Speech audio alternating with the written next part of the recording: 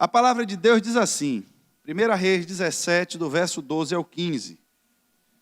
Mas ela respondeu, juro pelo nome do Senhor teu Deus, que não tenho nenhum pedaço de pão, só um punhado de farinha num jarro e um pouco de azeite numa botija. Estou colhendo uns 2 gravetos para levar para casa e preparar uma refeição para mim e para o meu filho, para que comamos e depois morramos. Elias, porém, lhe disse, não tenha medo, vá para casa e faça o que eu disse. Mas primeiro faça um pequeno bolo com o que você tem e traga para mim. E depois faça algo para você e para seu filho. Pois assim diz o Senhor Deus de Israel, a farinha na vasilha não se acabará, e o azeite na botija não se secará, até o dia em que o Senhor fizer chover sobre a terra.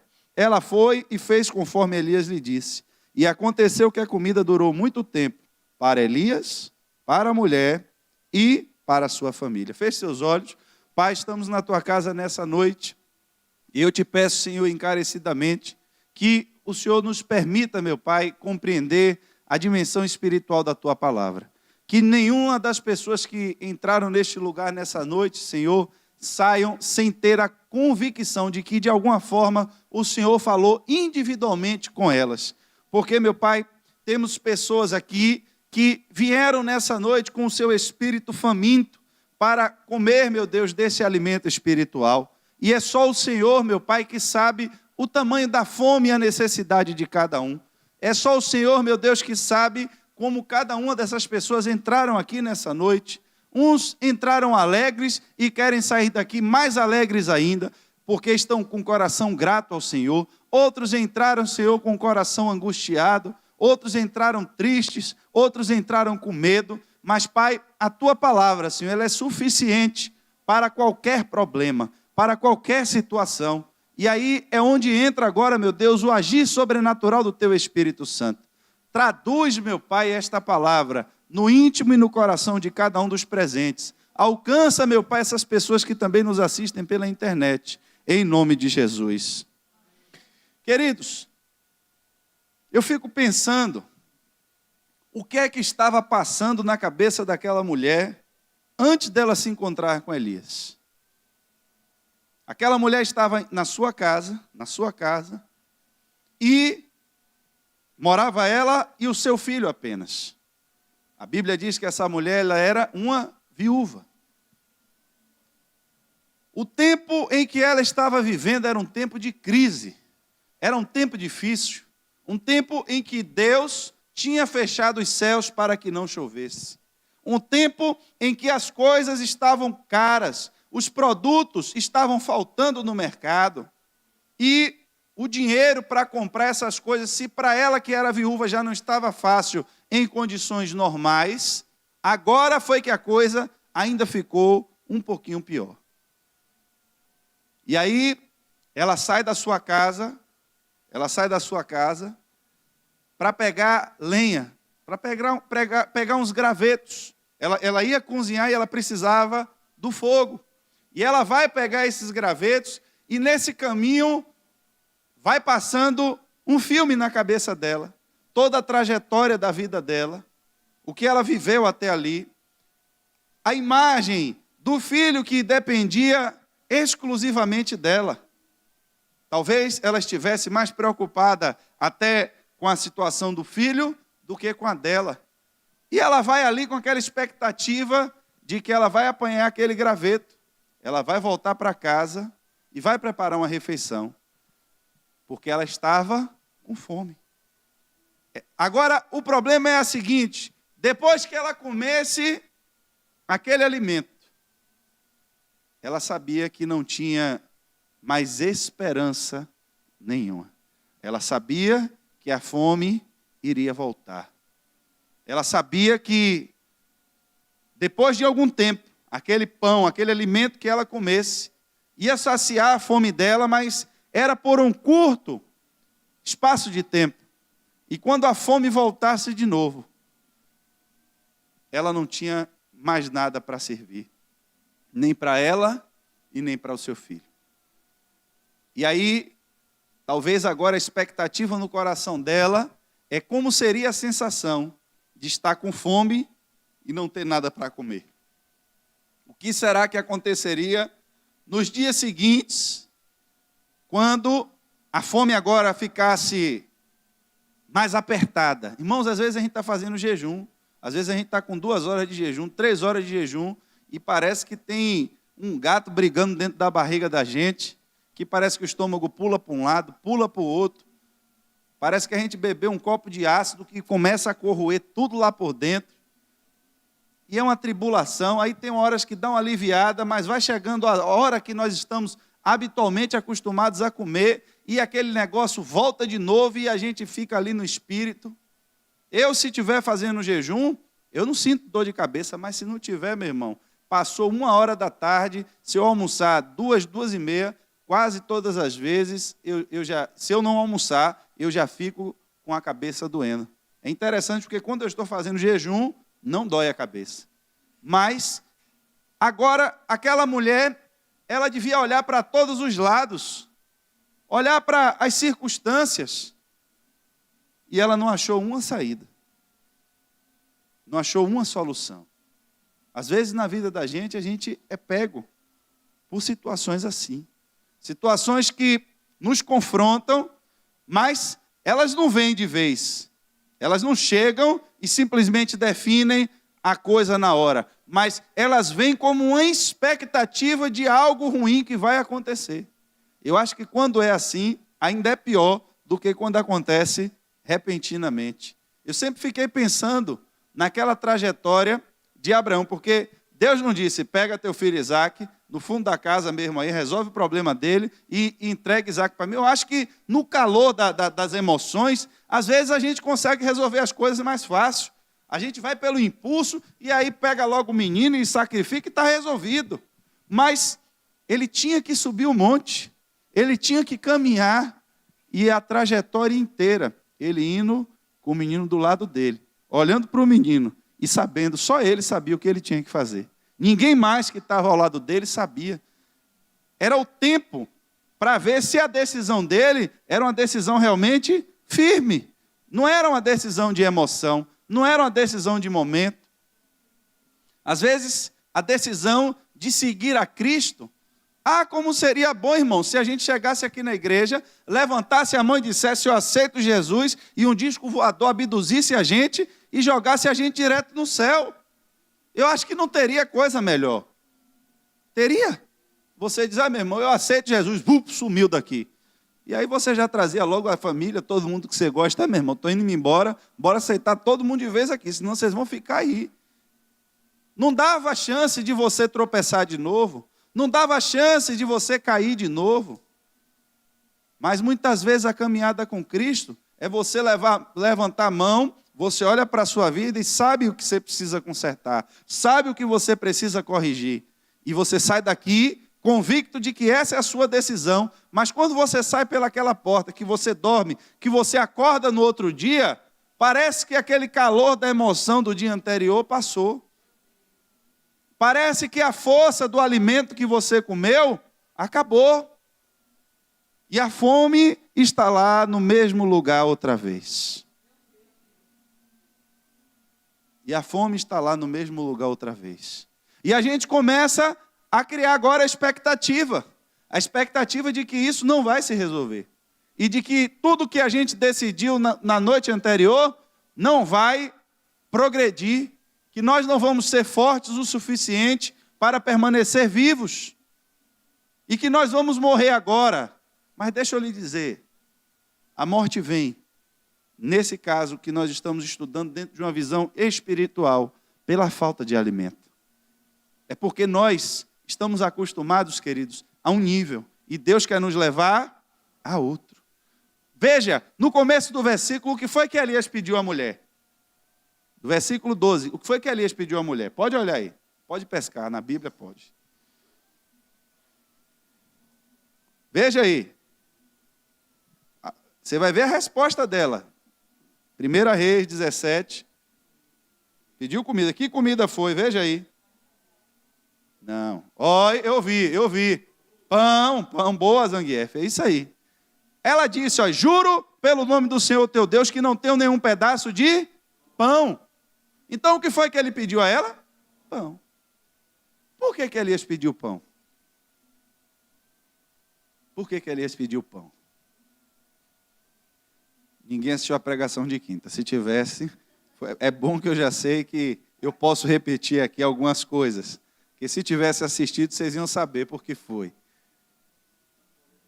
Spoiler. Eu acho que está no YouTube. Porque eu tive um outro direcionamento de Deus para a palavra. Eu ia pregar exatamente a mesma coisa, mas quando eu estava aqui, Deus me direcionou para uma outra palavra. E se você for ver, você vai ver que o começo, a introdução e o que Deus quer falar hoje nessa igreja é o mesmo texto, exatamente o mesmo texto, mas não tem nada a ver com o contexto de quinta-feira.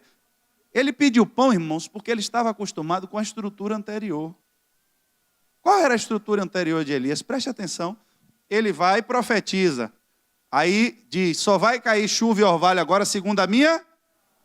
Cadê a música, Anderson? Hoje Anderson está bagunçando. Agora que eu me lembrei, eu estou ouvindo o culto lá atrás, cadê minha música, Anderson? Porque quando ele não bota a música, eu fico ouvindo a pregação lá atrás aqui, aí fica me atribulando, não, que palavra não atribula, mas me desconcentra. Aí a música pelo menos faz eu... Sangue diz, esse Paulo... Você gosta, né, Paulo?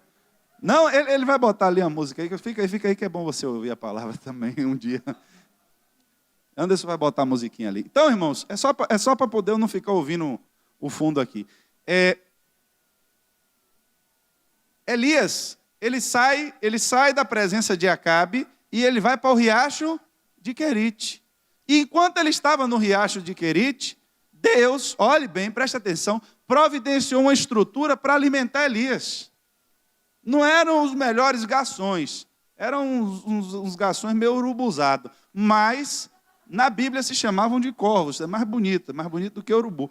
Só que o corvo levava para Elias todo dia pão e carne. Está Elias sentado na beira do riacho, o Uber corvo, né, passava e jogava pedaço de pão e pedaço de carne.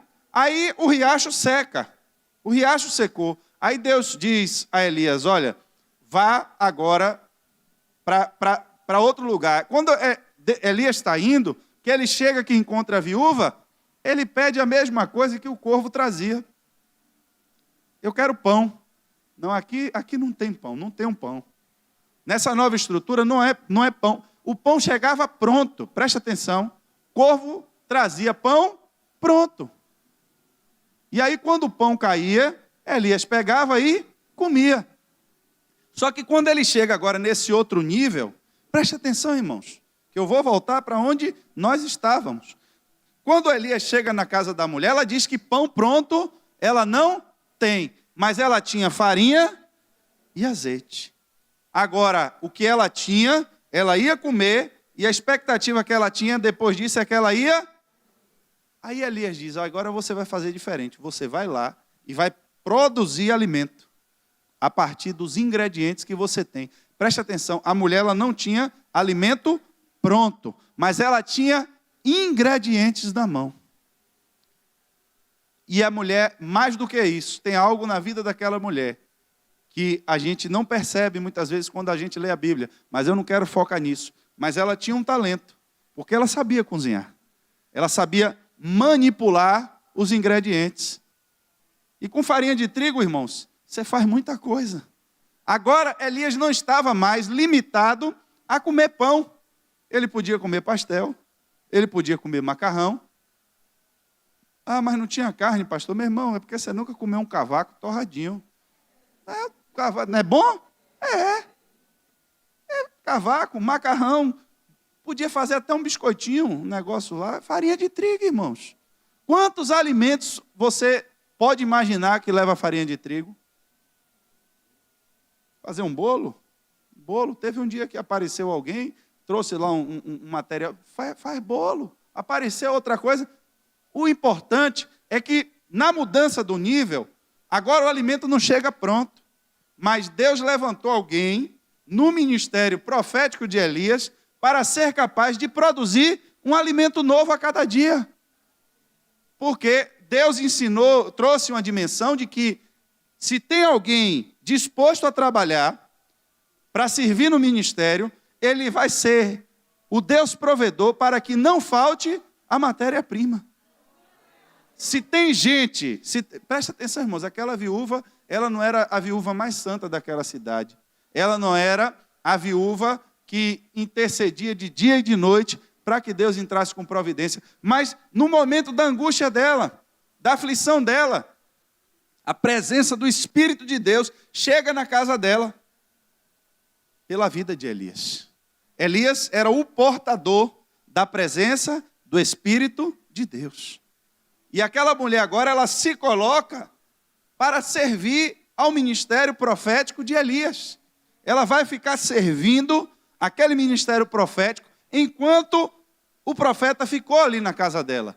Ela cozinhava todos os dias para alimentar o profeta, porque o profeta tem palavra, mas se alguém não sustentar a barriga do profeta, o profeta morre. E se o profeta morre, a palavra profética também morre. Muitas coisas dentro da igreja têm acontecido porque todo mundo às vezes quer ocupar o mesmo cargo. Todo mundo quer a mesma posição e não entende qual é o seu lugar na obra de Deus. Porque enquanto ela estava servindo a Elias, enquanto ela estava servindo o ministério de Elias, a bênção, irmão, chega na casa dela. Ela ia morrer. Ela não tinha mais o que comer, mas agora chega na vida dela a oportunidade de servir ao reino de Deus. Você pode botar o seu talento à disposição no reino de Deus, você pode servir a esse profeta.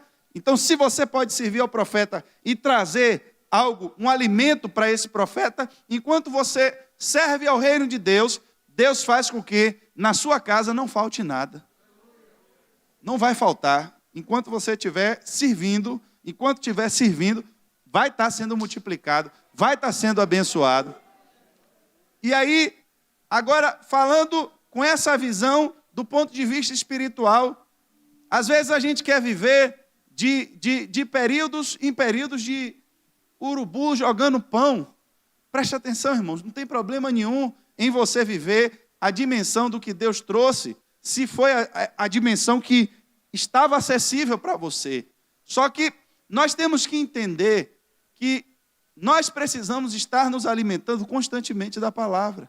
Nós precisamos estar saciando a sede do nosso espírito com coisas novas do Espírito de Deus. E Deus está querendo fazer algo para que essa igreja, ela se conecte dentro de quem tem as habilidades, de quem tem os talentos, de quem tem os dons, porque quando essa conexão acontecer, quando o ministério profético se encontra com o ministério da cozinha, da mulher que ia fazer a comida, aí é ali que Deus ordena a bênção. É ali que tem um propósito. É ali que Deus diz, agora vai haver milagre. Porque cada um está na sua posição, cada um está na sua missão, mas não pode fazer de qualquer jeito. Ela não podia ir em casa, fazer a comida e dizer, olha, profeta, se sobrar, eu trago para você. A visão não era essa. E aqui, a gente vê o texto de Lucas 10, do 27 ao 28, quando a Bíblia diz, ame ao Senhor, seu Deus, de todo o seu coração, de toda a sua alma, de todas as suas forças, de todo o seu entendimento. Todas as suas forças. E quando eu estava lendo esse texto, essa palavra me saltou aos olhos, porque a gente sempre imagina esse negócio de amar a Deus como algo romântico, né? Como algo que eu vou chegar aqui na igreja e vou chorar, e vou me jogar no chão, e vou ficar dizendo, Deus, eu te amo. Mas espera aí, ele está dizendo que amar a Ele também precisa ser com todas as suas forças. Eu tenho a minha força, você tem a sua força. A minha força pode não ser a sua força, mas se unirmos as nossas forças, precisamos colocar ela em primeiro lugar a serviço do reino de Deus. Você sabe cozinhar? Sei, mas o ingrediente que eu tenho só dá para uma refeição. Então faça o seguinte, coloque o seu talento em primeiro lugar a serviço do reino de Deus e use tudo que você tem na sua casa e depois o milagre acontece. Depois que você serve ao ministério profético.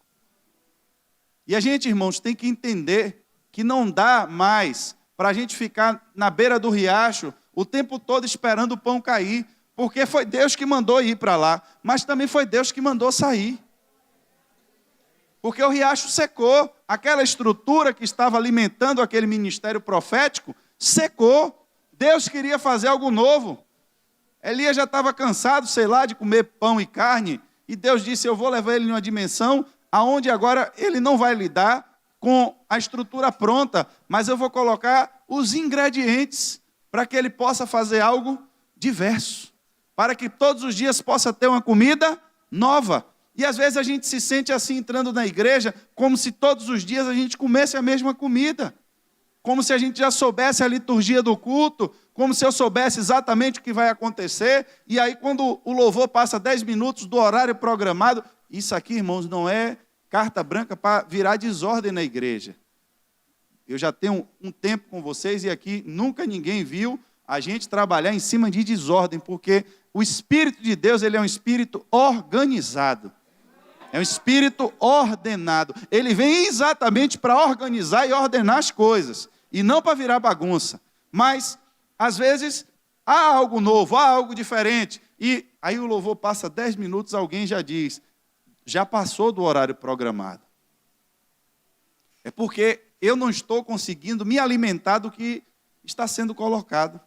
Eu não estou conseguindo processar aquele momento. E a gente tem que parar, irmãos, de viver um engano. E a gente tem que começar a assumir a verdade. A igreja, preste atenção, a igreja não faz sentido sem a manifestação da presença de Deus. Não faz sentido, preste atenção, irmãos. E aí a gente pensa, mas é porque a igreja precisa ter todo o culto, então aquela revelação, alguém lá na frente, fique de pé você aí. Não, irmãos, a igreja precisa ter exatamente a diversidade, porque se todo dia também for isso, você fica sem base bíblica, você tem um problema na sua vida e você não sabe como resolver, porque você não conhece a Bíblia, porque você não tem um culto que se aprofunda na palavra de Deus. É por isso que o Espírito, ele tem que ter essa diversidade. O culto não pode ser só louvor, o culto não pode ser só estudo bíblico, o culto não pode ser só revelação, o culto tem que ser algo vivo. O Espírito de Deus é quem tem que saber qual é a necessidade da sua igreja, e é Ele que em cada momento, em cada tempo, tem que trazer exatamente o que a igreja precisa.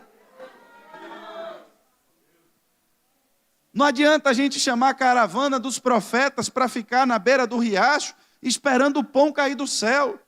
Porque o riacho, Deus já disse, secou, procure outra fonte de alimento. É uma fonte nova, mas é uma fonte que agora é ilimitada. Se você quiser comer um pão, a farinha vai estar no mesmo nível. Se você quiser comer 10, vai continuar no mesmo nível. Porque não vai faltar alimento, não vai faltar comida espiritual. Mas ninguém come farinha crua. Ninguém toma um copo de azeite. Você se pergunta, a gente sempre quando fala da farinha e do azeite, a gente só pensa em comida. Mas você sabe quantas funções o azeite tinha dentro de uma casa?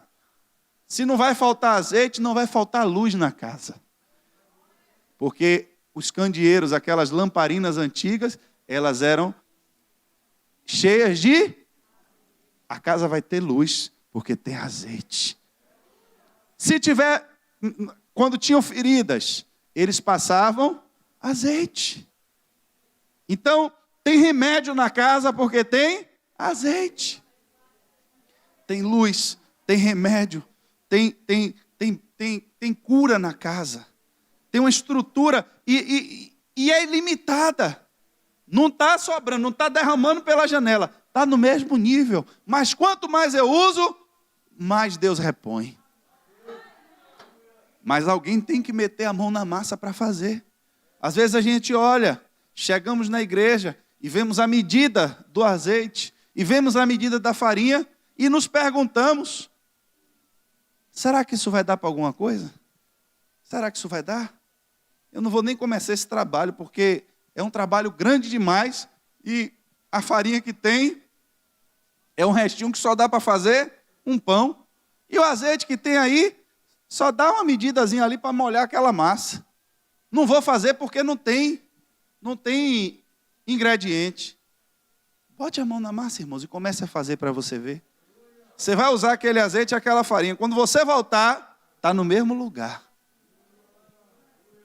Deus, às vezes, não precisa fazer uma coisa grande para chamar a sua atenção. Mas Ele quer que você creia na pequena, para que da pequena você faça algo grande. A gente precisa começar, irmãos, a entrar nessa casa e ter a convicção da presença do Espírito de Deus aqui.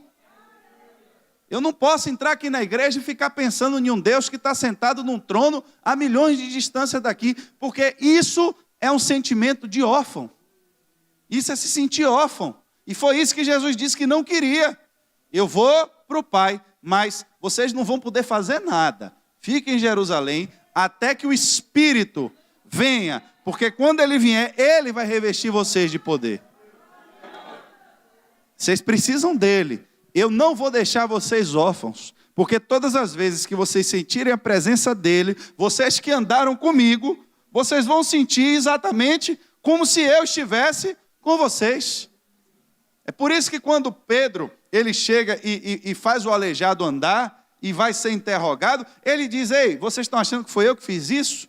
Eu sei a presença de quem estava comigo. Quem fez isso foi Jesus que vocês mataram. Ele não disse, foi o Espírito Santo, como se o Espírito Santo fosse alguém diferente de Deus e de Jesus. A gente precisa ter essa compreensão, porque senão a gente começa a criar uma doutrina de adoração ao Espírito Santo, como se ele fosse uma da Trindade separada das outras. E não há como você pensar em Jesus sem ver Deus nele e o Espírito. E não há como nós estarmos na igreja e não entendermos que o Espírito de Deus é Deus e é Jesus. Então, quando eu estou na dimensão do culto, eu tenho que entender que Deus Pai está presente, que Jesus está presente na presença do seu Espírito. Porque os três são um. Deus está aqui. Eu posso me dirigir a Deus em adoração com Ele aqui. Eu posso me dirigir a Jesus e quando nós celebramos a ceia, isso fica sempre muito claro. Eu relembro a sua morte, mas Ele está aqui, vendo que nós estamos nos lembrando dEle. Agora, Ele pode estar aqui e podemos não sentir Ele aqui. E é exatamente esse ponto em que a coisa começa a mudar, quando a palavra profética ela é liberada, porque começa alguma coisa nova a acontecer. O profeta estava ali, a mulher estava ali, mas o milagre só acontece depois que a palavra é liberada e depois que a atitude é tomada, porque a palavra já foi liberada. Vai haver multiplicação, vai haver milagre, vai haver alimento, mas você precisa fazer alguma coisa. Você precisa ir e produzir alguma coisa. Que a gente precisa entender, irmãos, de forma muito clara, a igreja de Cristo foi açoitada durante muito tempo para que a gente caminhasse em dois extremos. Ou eu vou para a igreja só para ser abençoado, ou eu vou para a igreja e tomei aversão à bênção, porque alguém já tentou um dia me iludir, eu já vi alguém manipulado com isso, e eu fico em dois extremos. Ninguém está dizendo que é para você adorar a Deus só pelo que Ele vai lhe dar. Esse é um extremo. Mas também você precisa crer que todas as vezes que você trabalha e coloca a sua força à disposição do reino de Deus, a Bíblia diz que você precisa crer. É preciso isso, que Ele é galardoador. A comida veio, mas não veio só para o profeta. Quem estava cozinhando também comeu. Quem cozinhou para o profeta também se alimentou. E não só a pessoa que cozinhou, mas alcançou toda a sua casa. Porque ela era viúva e tinha o filho. Mas aqui no texto vai dizer que a comida durou para Elias, para a mulher e sua família. Não disse seu filho. Eu não sei, eu não vou forçar nenhuma interpretação bíblica, mas é possível que aquele azeite, aquela farinha, tenha alcançado até pessoas que não estavam na casa. Se ela só tinha um filho, poderia ter dito para a mulher e seu filho, mas disse para a mulher e sua família. A bênção de Deus, a presença do Espírito de Deus na vida de Elias é que proporcionou esse grande milagre, irmãos. E é disso que nós estamos precisando nesse tempo, porque as pessoas lá fora, elas estão morrendo de fome. Não adianta você chegar para o cara e dizer, não beba.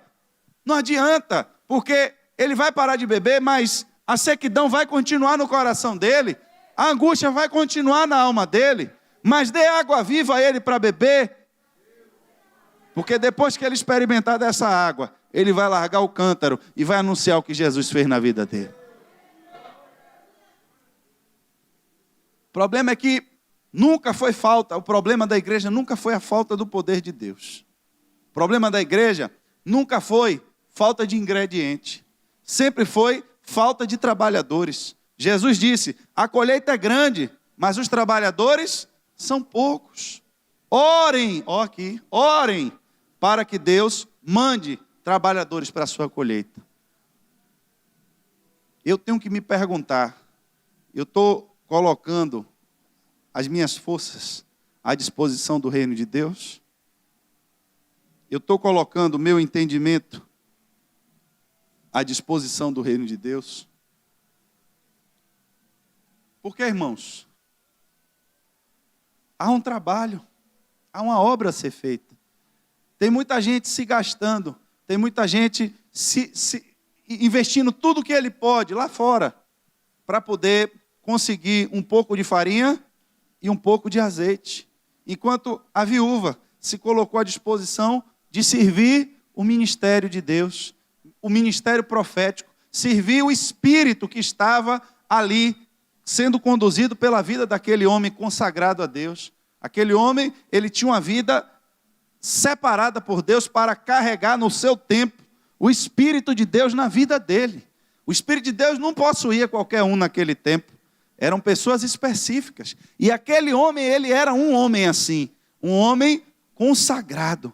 Era um homem que ele recebia no seu corpo a possessão. Ele era um homem possuído. Ele era um homem possuído, mas possuído pelo Espírito de Deus. E a gente está ficando tão acostumado com as rotinas que a gente acha que as pessoas só são possuídas por demônios. A gente crê que o demônio possui alguém. As pessoas ficam com medo quando entra alguém na igreja e a gente começa a orar e alguém se manifesta. Você não duvida que tem um espírito ali, mas ficamos incrédulos na possessão do Espírito de Deus. Não desejamos ser possuídos pelo Espírito de Deus. Não buscamos ser possuídos pelo Espírito de Deus. E nem sempre o Espírito de Deus vai lhe possuir para você profetizar. Nem sempre o Espírito de Deus vai lhe possuir para você cantar um louvor para Ele mesmo. Mas às vezes o Espírito Santo vai lhe possuir para você fazer um mingau. Às vezes o Espírito Santo vai lhe possuir para você fazer uma ligação. O Espírito Santo vai lhe possuir para você mandar uma mensagem para alguém na internet. O Espírito Santo vai lhe possuir para você vir varrer a igreja. Para você ter zelo pelas coisas de Deus. Porque a obra é o conjunto todo, irmãos. O Espírito Santo vai lhe possuir para você ter sucesso no seu trabalho, para você ganhar dinheiro e investir na obra de Deus. Chega aqui e diz, pastor, fiz um negócio, ganhei aqui, 500 mil reais, compra esse negócio aí que a gente vai bater a laje amanhã. Enquanto tinha gente se matando por um pedaço de pão, enquanto tinha gente se acabando, a mulher, ela primeiro dedicou o seu trabalho a Deus. Ela primeiro se colocou à disposição do serviço de Deus. Ela primeiro dedicou tudo que ela tinha para sobreviver a Deus. Quando ela fez isso, ela agora viveu até que voltasse a chover, trabalhando para Deus. Mas enquanto ela trabalhava, ela e a sua família foram alimentados pela provisão de Deus. A gente precisa, irmãos, compreender essa dimensão. Essa é uma dimensão que ela não funciona Porque um homem falou uma palavra. Um homem qualquer não. Essa dimensão ela só é ativada quando a palavra que sai da boca do homem, ela é falada pelo Espírito de Deus. Que o Espírito fala através da boca dos seus profetas. E a gente precisa pedir a Deus que nos dê esse pão, que nos dê esses ingredientes, para que a gente produza essa comida, para levar para as pessoas que estão morrendo lá fora, para as pessoas que estão com fome lá fora, para as pessoas que estão sedentas lá fora, para as pessoas que estão morrendo lá fora, para as pessoas que estão já desesperançadas lá fora. Não é o pastor que vai levar não, irmãos. Se você estiver esperando o pastor fazer essa obra, ela não vai funcionar. Porque Deus não constituiu uma igreja de pastores, mas constituiu uma igreja de membros. E esses membros, eles precisam estar alinhados. O pastor faz parte da membresia? Faz. O levita faz parte da membresia? Faz. Mas quem cuida do som também faz. Quem serve na casa de Deus também faz. O problema é que a gente precisa ter agora uma igreja que compreenda que quando você começar a investir o seu tempo na obra de Deus, no reino de Deus, irmãos, esqueça a denominação, esqueça a placa de igreja. Aqui nunca você vai ver, nem eu, nem o pastor dessa igreja, o presidente, chegar aqui para dizer, é só essa igreja aqui que é certa. A gente não prega isso não, irmãos. A gente não fica aqui perdendo tempo com isso, porque a gente sabe que só vão sentar nesses bancos aqueles que o Espírito Santo de Deus trouxer. Quem dá o crescimento da igreja é o Espírito Santo de Deus. Agora, que espírito é esse que você faz uma pregação na rua e a igreja, da noite para o dia, cresce 3.000 almas? Que pregação é essa? Que eloquência foi essa? Não teve eloquência, irmãos. Que estudo pormenorizado das Escrituras, com comentários do pós-PhD, foi esse que convenceu aquele povo do pecado? Nenhum, irmãos. Mas era a presença do Espírito Santo de Deus. Mas o Espírito Santo de Deus não se manifesta em caixa de som. O Espírito Santo de Deus não se manifesta em ar-condicionado. O Espírito Santo de Deus não se manifesta em cadeira. Ele se manifesta através de você. Ele possui você, se você quiser, porque ele não invade o corpo de ninguém. Eis que estou à porta e bato. Você pode ouvir ele batendo na sua vida essa noite? Você pode ouvir ele batendo no seu coração essa noite? Tem um fato interessante, muita gente não deixa ele entrar porque diz, a minha casa ainda está bagunçada. A minha casa ainda está meio desarrumada, Espírito Santo. Deixa para me visitar na semana que vem, que eu vou dar um jeito de tirar essa bagunça daqui da sala. Vou pegar esse cachorro que está meio fedorento aqui, vou dar um banho nele. O banheiro, eu acho que eu estou com um problema na descarga, que de vez em quando não desce. Está meio entupido, vai que o senhor quer usar o banheiro. Volte na semana que vem, eu vou aguardar o próximo culto. Eu vou aguardar a próxima onda. Eu vou aguardar o próximo mover para abrir a porta para o senhor entrar. Entenda, ele chegou exatamente para consertar essas coisas.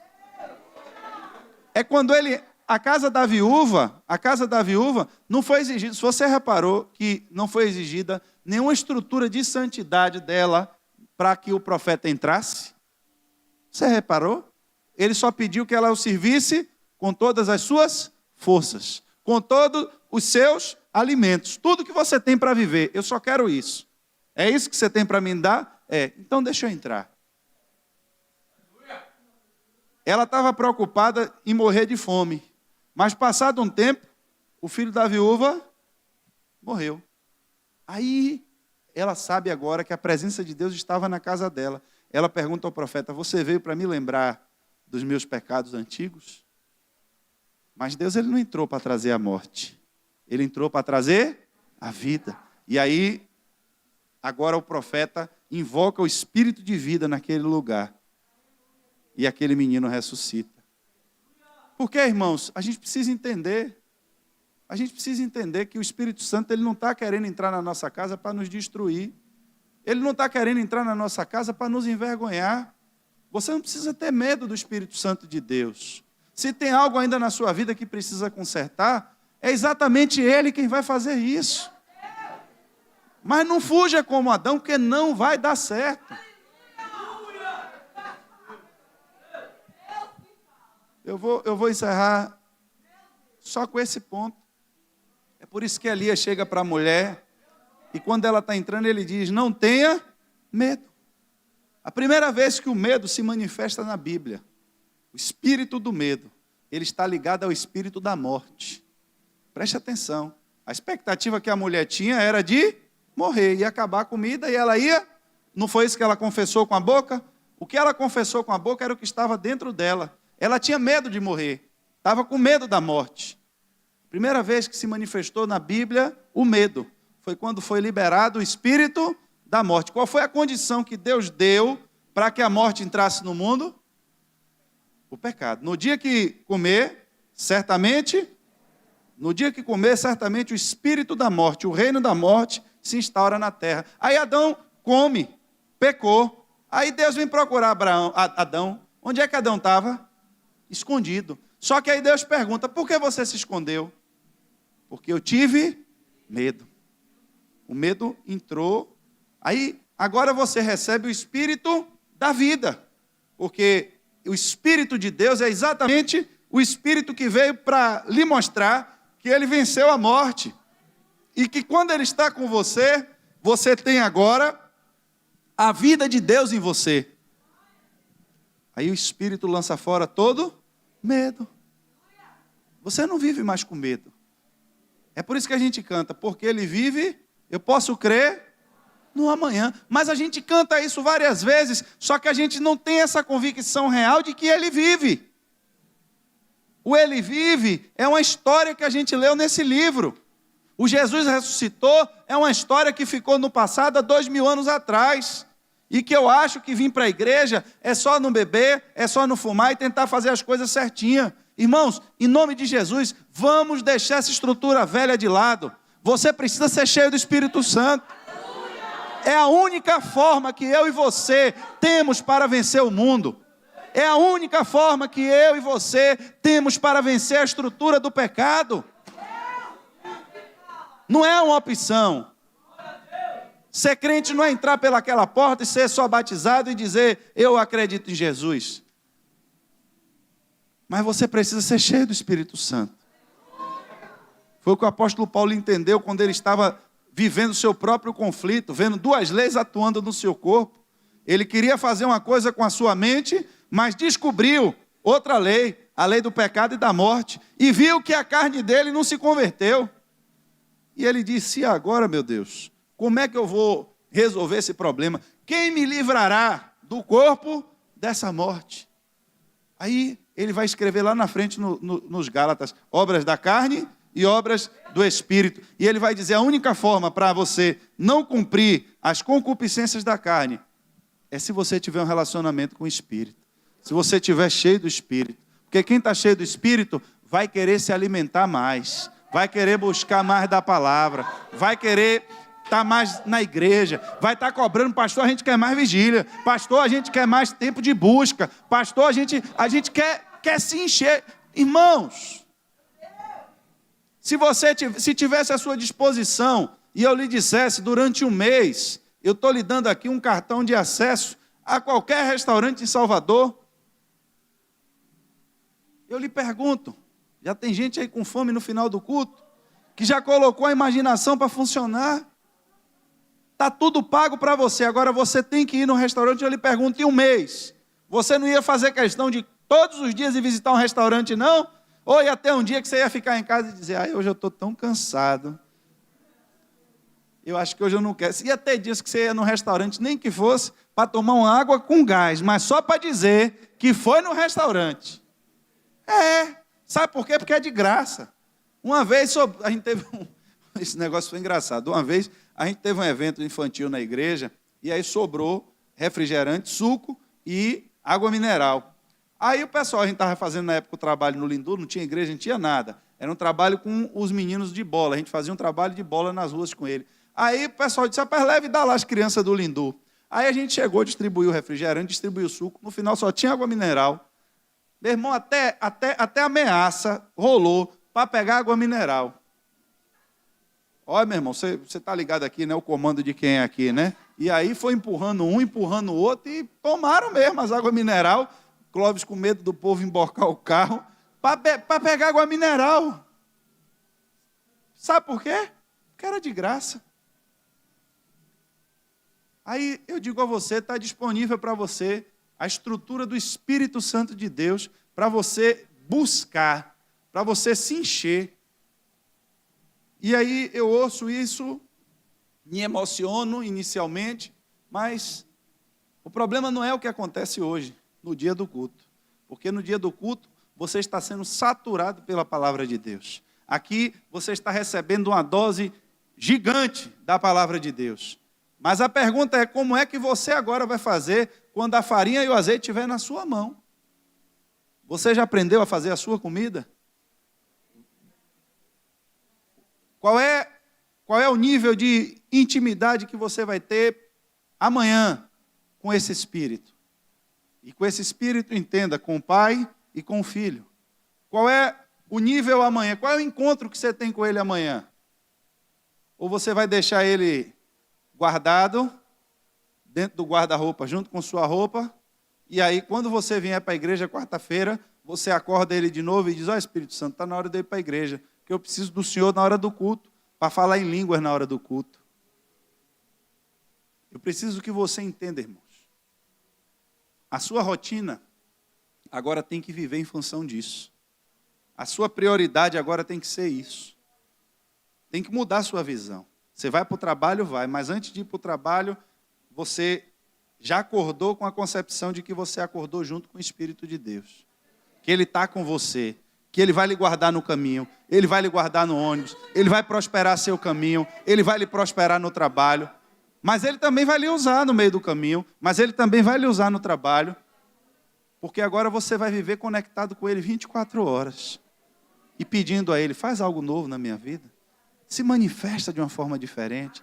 E aí, irmãos, quando cada um de vocês estiver aceso, que a gente entrar aqui nessa igreja, o teto vai ficar pequeno. Que as paredes nem se fala, né? O teto que vai ficar pequeno. Para a glória de Deus. Fique de pé nessa noite.